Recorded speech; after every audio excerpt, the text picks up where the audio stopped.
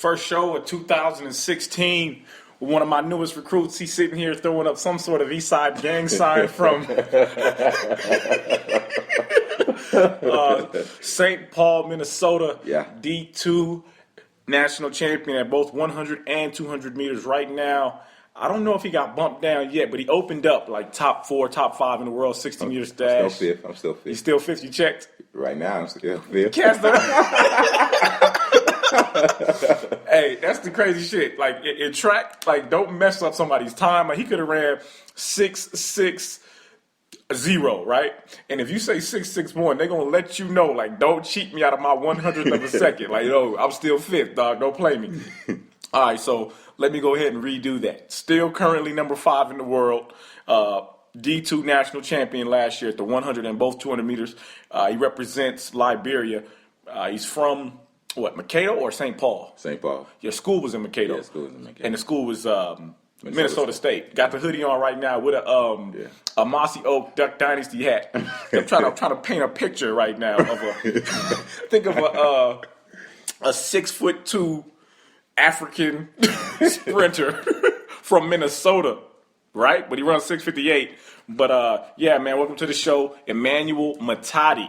One time for the East Side. One time for the East. What up, man? What's up with you? And then, just waiting for practice later on. All right, so for y'all don't know, he's one of my newest guys in the camp, and the show is we just gonna talk. There's no kind of format going to it or anything. We were just before the show started, I was talking to him because I told him that he's gonna run slow, and because he went to Minnesota to run for his first race, and my guys always open up in New Mexico, and I was like, dude, you gotta go to New Mexico to the altitude. You ain't gonna run number like 6 mid. So he was trying to tell me how he threw it in my face. Yeah, I had to prove a point. Because, Minnesota State's a good track, but he didn't want to listen to me, though. Okay, what's the track record?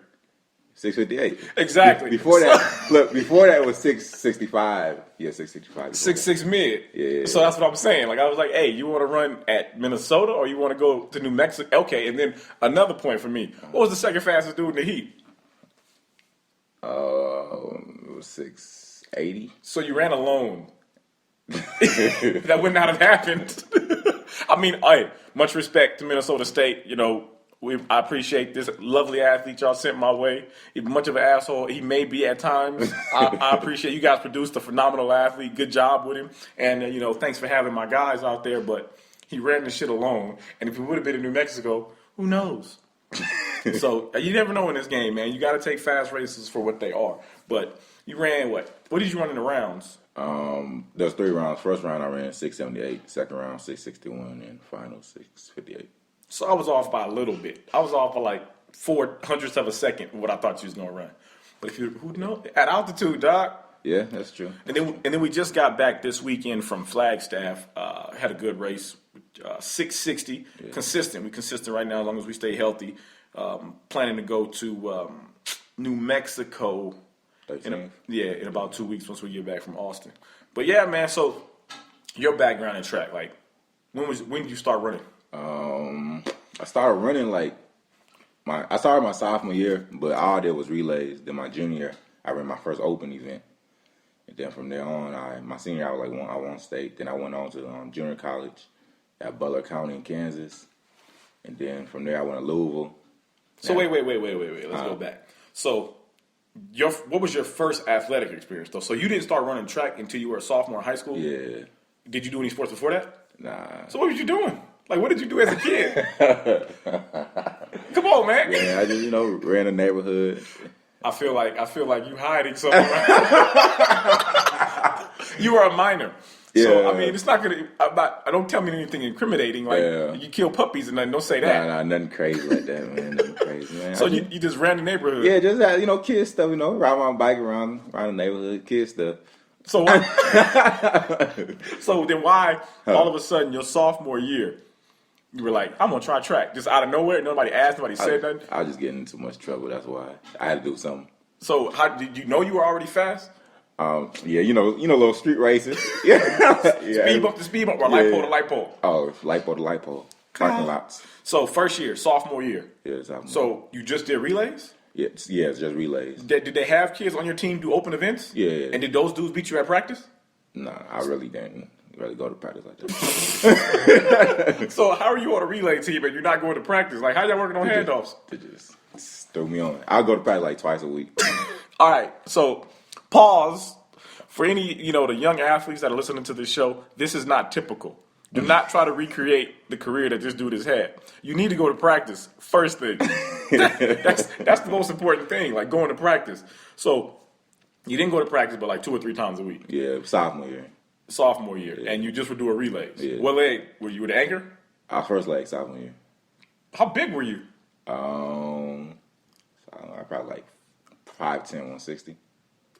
Was the cats on the relays bigger than you? Nah. So they just figured, let's put the most inexperienced, biggest person at the first leg. Yeah, that's how it worked. You jumped the gun at all ever? No, never. All right, y'all do anything? Win state, make it to regionals, or what? What's y'all? Oh, sophomore year we made it to state, but we got DQ at state. So, all right, I don't know how it is out there, but in Vegas, like ours is, we have a regional meet. They separate the city down the middle, north side of the city, east side of the city, west side of the city, and then we have a regional, and then the top 4 from each side, basically, that's your state or some shit, whatever. Yeah. But how does y'all qualifications work? So, like, and then also, my bad, but what level was it? Like 4A, 2A, 3A? The crazy part of Minnesota is it's only 1A and 2A for track. So like all the small schools are in 1A, all the bigger schools are in 2A, but that's just for track and field. But all the other sports go up to like 6A or 5A, one of them. So which A were you in? 2A. So you were in the big boy joint. Yeah. So your sophomore year, you make it to state. Yeah. So how did you guys qualify? Like, what's the actual? Was it a regional win or was it a second? Sectionals. We won sectionals, and then we qualified for state. All right, so y'all won sectionals. Yeah. You get to state, and why y'all get DQ'd? I don't know, it was my fault. The dude that didn't go to practice. So I'm running it in, and basically we just passed the exchange zone. That's all. But it was like literally the guy's hand of the foot was right on the arrow. So did y'all have a legitimate chance at winning? Yeah. We had a fast time going in. Y'all were number 1 seed. Yeah, we were number 1 seed. So sophomore year ends like that. You get no titles your sophomore. Nothing. But so obviously you love the sport at that, or like something happened. Yeah. Was it the chicks on the team? Was it what made you come back your junior year? Because I like winning. Was winning when I was on the relay, and I just like winning. So junior year, same coach, everything. Teammates, new teammates. They graduate out what? Pretty much everybody was still there except for like one person. And I got my friends to come out too though, so it made it more fun. So what happened? Like, what was the progression into your junior year? As far as what do you mean? Like, did you start running individual races? Oh yeah, I started running just hundreds, 200s. That's what I did. And for my Caucasian listeners, 100 is the Negro way of saying 100. 100 means 100. 100. He was running the 100 and 200 and the 4x100 relay. Is that all you did? You do any other events? No, that was it. The 100, the 200, and the 4x1. Yeah, so, do you remember your times from your junior year? Yeah, I do. My fastest time was 10:75. So your first time running individual races, you ran 10:75? Yeah. Like that was your PB that year? Yeah, that was what about your 2? I think it was like 22.0 something. 22.0? Yeah. And the only reason I ask you that because a lot of the people that listen are like high school athletes, collegiate athletes, right. And they always want to know like, how do I become a professional athlete? Yeah. So I like to show them the progression. Like this dude didn't start running till this time and he was running this. So, if you're in that ballpark, you might be on a good, and if you're not, sometimes people start off with crazy slow PBs and just out of nowhere do something. But so what happened your junior year as far as your individual accolades? At state, the big time. Yeah, I made it to state. Got hurt at state, but I still ran because I was there, and I think I placed like 3rd or something. And did the relay go back? No. Y'all didn't make it this nigga? No. That one leg y'all lost hurt y'all? Yeah, he was the fastest leg. Wait, what's his name? Clarence Shuttle. Where's Clarence Shuttle now, man? So he was faster than you. Your sophomore, he was 2 years older. Yeah, he was 2 years older. I didn't run individual races though, so. Wait. Y'all didn't see how he reacted when I asked him that. he didn't really want to say the dude was faster than him. Never in my life will I say that. He just said he was the fastest leg, but then when I say, was he faster than you? He's like, I didn't really run. So we can't really say. So did he run college track at all? Yeah, he went to a school in Minnesota, Hamlin. D3 school. So how did he end up doing? Oh, D3? Hey, don't go D3. They don't give money. Yeah, they don't give money. That's the bad part. But I don't know. I think he stayed about the same when he went out there. All right. So okay. Junior year now. the relay team doesn't make it, so now it's kind of like you show individual shot. Yeah, so individual, you placed like third in the one. Yep. And then did you make it in the two? Yeah, I did third in the two also. Top three. So the two dudes that beat you, were they like same grade, or you like, they finna graduate out and it's mine? I think one of them was my grade, and then you remember who the state champ was? Don't even remember. Dang. Junior, don't remember. Dang, he forgot you, homie. If you listening to this, you know this dude, right? He probably done seen that you number 5 in the world right now. He's like, I rolled that dude back in high school. That dude ain't shit. Like, I really don't remember who won junior. We're gonna look it up. Yeah, we're gonna look it up on athletic.net. Somebody looked that up. Athletic. What year was it? 08. 2008 Minnesota State Championships. Try to find the results and see who the two dudes was that rolled his ass up. We're gonna try to find them, and I'm gonna try to get them on the show. See they take like who did win. I'm gonna say the name later. Cool. Well, I mean, you can pull your phone out and look at it and try to find it yourself. So, okay, 1075, like 22 low. So, senior year. Yeah, senior. Did you win state that year? Yeah, senior year I won state in 100, but not the 200. All right. What were the times? You remember? That one state or that my PRs? That you ran that year. My fastest time that year was 10:51. Damn. And 21:56. So you just started getting the hang of that shit, man. So you didn't win state with 21:56, or did you not run it at state? I didn't run that. I ran that at prelims at state, but finals I ran like 21.9, I think. What won it? No, I ran 22. I ran 22. Oh, no, 22-1. I ran 22-1. And what won? You don't have to look at the phone for it to record your voice. Like, this dude is looking at the mic like, yeah. Like, yeah, I ran 22. I ran 22-1. What one was like 22-0 something. So you choked. It was, I don't know what happened. You choked. Yeah, I don't know what happened. Do you remember who beat you? Yeah, I do. His name was Jacob Kopech. That's his name. Jacob Kopech. So, okay, you're the state champion. Yeah. Now 100, 200. Yeah. So now we're going into college. So what was the whole recruiting process? Like, who hit you up? What was on the table, man? Coming out of college, I had like all Big Ten schools, and I had Arkansas. They was recruiting me too, and I don't know about all Big Ten schools, and outside Big Ten was just Arkansas. Okay. And but my grades and my ACT was low, so I had to go junior college, and then where'd you go to JUCO at? Butler County. Butler. And you know Fraser. I know. Shout out to Nick Fraser. What's up, Fraser? Yeah. So you go out of high school. You go to I went to JUCO too. That's a good farm system. Yeah. That's out of high school, you go to Butler. Yeah. Did you do anything on the JUCO circuit? Yeah. Butler PR 10:30. And sophomore year, freshman year. Freshman year. Yeah, freshman year 10:30, and I ran like 21-3. And then I won the Jayhawk conference thing. Okay. I won Jayhawk conference. Then nationals. You do anything indoors? No. So this is your first real that was my first indoor. I think I ended my season like 682 that year. That's good though. Yeah, it was bad. That's good JUCO freshman time. Yeah, I ran like 682 my freshman year. All right, so going outdoors JUCO, did you win any NJCAA titles? Nah. Making any finals? Nope. No time through JUCO? No. You was running 10:30 in JUCO and didn't make any finals of nationals? Yeah, every time like nationals came around, I was hurt. Right now, if y'all know, if y'all can see me right now, I'm doing a very big choking gesture. No, like legit, I was hurt every nationals. Wow. So okay, coming out of JUCO, you got a PB of what? 10:30. 10:30. Yeah. You was always hurt. You still need to drop the PB. Yeah. So you coming out of JUCO with a PB of 10:30 and 21-3. 21-3. Yeah. So now the transition from JUCO to 4-year school. What happened at that point? Like, what school did you go to out of JUCO?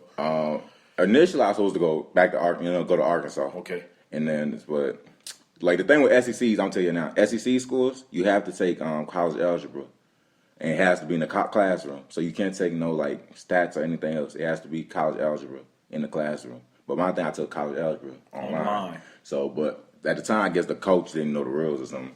You know, that kind of messed me up. So I kind of had to start the recruiting process over, but I had to speed it up. Basically. Yeah. So Louisville gave me a chance, and I came out there. So your junior year, you go to Louisville. Yeah. So how'd you do at Louisville? What was that situation like? Louisville, I got hurt also there. I fractured. You get hurt on me out here, dog. Like after how we running right now, we not. I fractured my tibia at Louisville. How? Because I went there mid semester. Wait, I ain't the smartest of people. Which bone is the tibia? I was like, it's like your ankle, like your shin. Oh, your shin. Okay, yeah. a fracture. Okay, yeah, that happens. Those microfracture, like a hairline microfracture or something. So Okay, you get hurt at Louisville. Did you PB at all? No. So no PB. did you finish your whole junior year there? Yeah. Or you transferred out before? Oh, yeah, I finished it out. Okay, so after Louisville, kind of injury prone, Yeah. and you went from Louisville to... I sat out like a year and a half. You sat out a year and a half from... So at this point, you're how old when you sat out? Roughly. Probably like 22. 22. So you set out till you're 22, and then what happened? So you ended up at Minnesota State from there? Yeah, Minnesota So State. how did you end up in Minnesota State? I just got tired of sitting down doing nothing really, and I was like, gotta start looking at these D2 schools. And initially I was supposed to go to St. Augustine, but North Carolina? Yeah, I'm in North Carolina. Good program. Yeah, I was supposed to go there, but the funny thing was I had one of my best friends that I grew up with. He was at Minnesota State playing football. He was like, man, just come out. You already up here. Just come out here. So he went talked to the coaches and decided to come out, and that's how it happened. So damn, you were a walk-on? No. I got a scholarship. So you just gave. But that's how the initial interaction happened. I was gonna say, like, he walked on and got some money, or he just No. he just got lucky and got a 10-3. So you basically hadn't PB'd in 3 years. almost 3-4 years Yeah. since your JUCO. Yeah. And he's like, hey, I ran this in JUCO, been injury prone, give me a chance. Yeah, He's like, that's cool. what happened. So now it's your senior year. You're in Mankato at Minnesota State. Did you run indoor? Yeah, I did run. How'd you do indoor? Ran 6.66. So that was you PB by 2/10? Yeah. You ran 6.66? Yeah. Oh, my sophomore year in JUCO, I ran 6.75. Okay. Yeah, All finishing right. up. All right. Yeah. So you dropped 6.66. Yeah. The devil's number. Yeah. And you run that a lot of times, I remember. Yeah, I right? ran a few times. All right, so how'd you do D2 indoor nationals? I took third, In what? 60, and What'd that you- fall started in the 200. Right now, I'm making the same choking gesture. So what seed were you in the 200? Going in, I was number 2. You was number 2 seed, and you false start in the 200. Yeah. Okay, so what about the 60? I was number 1 going in. You was number 1 seed. Did you win it? Nah, I didn't win the 60. I'm doing the same gesture right now. I'm doing a choking motion. Hey, but shout out to my boy Hargrove. He won, you know. Hargrove? Yeah, Hargrove won. From Tiffin? Yeah, from Tiffin. Shout out Hargrove, man. You know, I've talked to him a couple times. So what did he beat you with? 73. So you had a PB that year, season's best of 6.66. Yeah. And you end up I ran 74. running just slow enough to lose. Well, the crazy part, he dropped in the prelims. He dropped 6.63. Then or in the finals, I was like, this should be a good finals, you know. But literally the whole time, it was first was 6.73, second was 6.73, third and fourth were 6.74. Damn, that was a close ass race. Yeah. Damn, shout out, man. That's a good run though. So, outdoor. Yeah, outdoor. So you went from choking and getting beat. And getting beat Yeah. at indoor nationals, and how did you, like, what was the mentality or what happened differently that you were like, you know, outdoors, I'm going to put this all together? Yeah, I was just like, man, can't lose. You know what I'm saying? I said, you can't lose. I said, this is your last go. You know what I'm saying? In my head, I was just like, how do you want to end it? How do you want to end your career? You know what I'm saying? So you won D2 nationals what time? In the 100? 10:21. 10:21, and in the 2? 20:54. That's a PB? Yeah, that's a PB. So you PB'd in the 2, and you ran 21. 10:21, you PB'd in the 1. Yeah. All right, and what's your, but you got a faster PB than that, but it's windy. Yeah, windy. What'd you run that at? Conference, our conference. What track? In South Dakota. What's cool? Sioux Falls. I don't think they ever seen a 10-1 in South Dakota. You might have been the only sub 10-2 runner in any kind of conditions whatsoever. Yeah. So, all right. So, after that point, sometime you didn't sit out at all after that because you basically came here after that. Yeah, so, Troy and all of that, he hit you up like, yo, and then this dude, let me tell you how this dude tried to play me, though, man. So, I recruited, I got lucky with Matadi because a buddy of his, it was like 6 degrees of separation. So I recruited another dude who was friends with Matadi's homeboy, and it was Matadi's homeboy hit me up like, yo, I want to come to Vegas too. And I got my homeboy, you know, will you take him? And he said his name. I was like, yeah, I fucking take. I know who this dude is. So I just got lucky. But then Matadi tried to play me and was asking his homeboy 1,001 questions, trying to check my resume. Like, yo, like, who is this dude out there? Like, what they doing? I'm not too sure. Yeah. Blah, blah, blah. Like, damn, dog, I got a world record on my damn resume. Do I need to say anything else? But, so we're going to go back to this season right now, man. 2016, major goals. We're not even gonna talk about outdoor right now. Like right now, you're number 5 on the damn planet, dog. Right. Like that's why I did all that stuff prior to, because that's crazy when you think about it, man. Because you went from a JUCO athlete, you didn't have any titles in JUCO, right? And then when you went D1, didn't get any titles there. You just got your first title last year, like your first big title, and it was on a D2 stage. But track people know a time is a time. I don't give a shit how big or small a school is. Fast is fast, but you got a title on a much smaller stage, and you went from that to being one of the top sprinters on the planet right now, man. So what's it like? Like, what are your goals, plans, or where's your head at right now as a runner, and what do you have planned for yourself, man? So as far as just indoor, we just speak on indoor. Yeah. As far as indoor, well, of course, the big stage, World Indoor Championships, and of course, getting the finals, get a medal. That's the goal right now. Like, that's all I'm focused on right now. And my thing is like not to force anything. You know what I'm saying? Like, a lot of times, like previous years, like a lot of times I get in a race like, oh, I have to run this time. I have to, you know what I'm saying? Just run. Yeah. So yeah. My main focus is just run and stay consistent. So right now, thinking about some of the top guys in the world indoors, you got Mike Rogers is running indoors. You have who else is running really good right now? Joe Morris hasn't even opened up yet. That dude always drops some nice heat. Like the NCAA guys aren't going to be able to run, but you got the boy. What's the cat's name from New Balance? Oh, yeah, Trayvon. Yeah, Trayvon. You got the New Balance cat. You got Mike Rogers. But this is a fucked up thing. You got Brommel. You got or Brummel, whatever. Brommel, Rogers, and Morris, and probably 4 or 5 other guys from the U.S. And only 2 of them motherfuckers are going to get to run. Yeah. Only 2 of y'all are going to get to run. So you got 2 from the U.S., probably going to be a Jamaican or 2. And then obviously, you got your own training partner, Brajesh Lawrence. Yeah. DJ gonna be out there. There's a lot of cats running out there, man. What do you think what it's going to take to win it? All bullshit aside, what time do you think it's going to take? Kim Collins with his vampiric ancient ass. Kim Collins. Yo, somebody please explain to me. This dude has grandkids in college right now working on their doctoral degrees. He about to turn 40 too. Turn 40. That's 2 dubs. That's crazy. Kim Collins just ran sick, even though he ran outside. So it's crazy heat with all these dudes, with all these big names, and now you're mentioned in that conversation now. Because once you break 6'6" and you go sub 6'6" and you're in the 6'5", that's elite, rare air. Right. What time do you think it's gonna take to win Worlds? Probably like 6:40, 6:48, 6:49.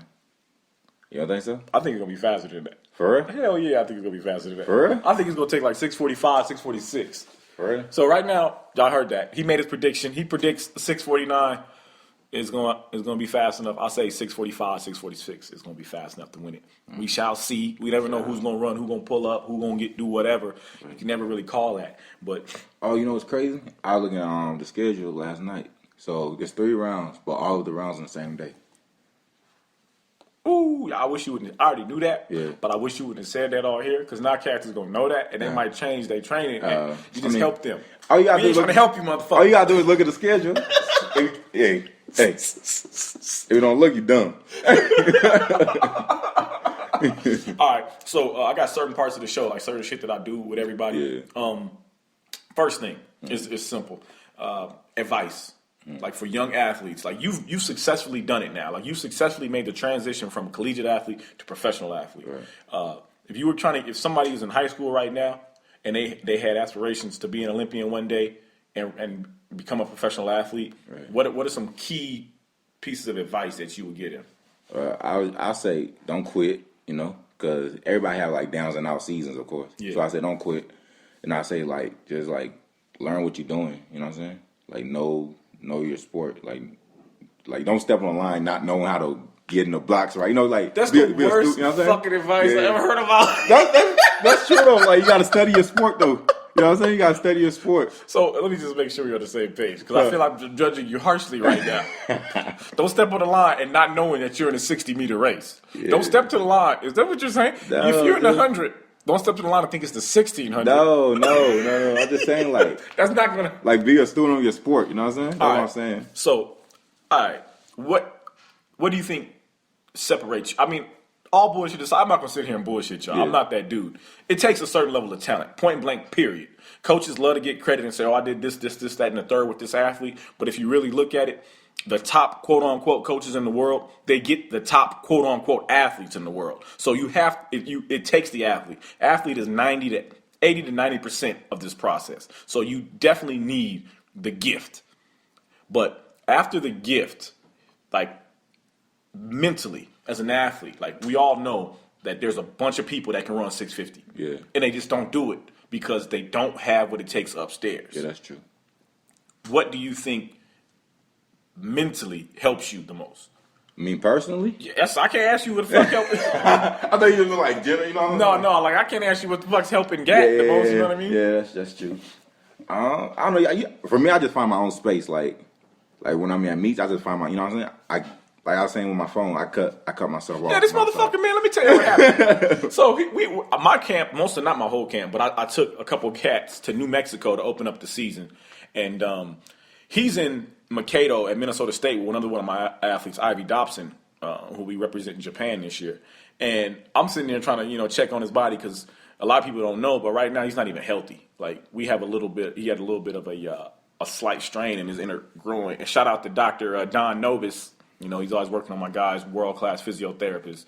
So shout out to him working on my guys. But I'm sitting there trying to text him because I get nervous as shit. Like on game day, like that's why I love coaching, man, because I can't compete anymore, which I probably could. If you know me, I still got my shit together. You think so? My six-pack looking, no, I'm lying. Yeah. My shit ain't, I got no six-pack no more. But my shit flat, though, and I keep it clean.